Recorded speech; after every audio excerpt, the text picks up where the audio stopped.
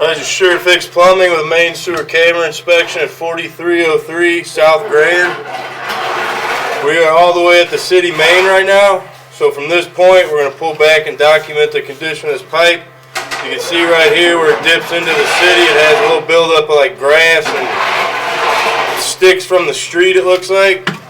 So we're going to pull back here and document the condition of the clay. As you can see, just typical offsets as we pull back. Nothing crazy. Got some roots right here coming in, right at the 50-foot mark.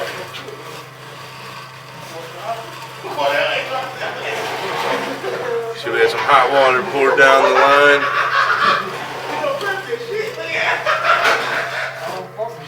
And here is the trap going out. There's no yard vent. There's simply just a trap in the line, as you can see right here. We're going to continue back.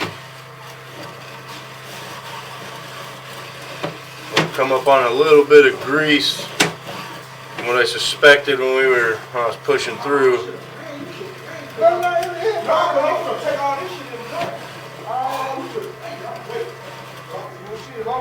You see right here now we're getting into this clump of, looks like root mass.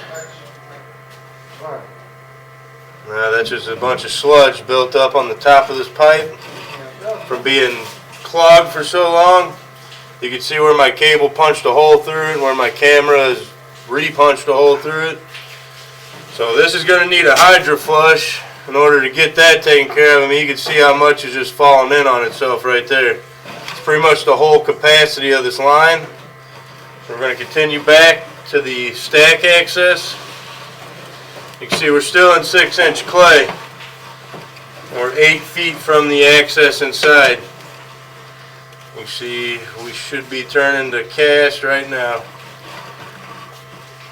You can see how it's got a pretty good, debris buildup on that as far as sludge. And here we are at the access in which I cabled from and opened up the line.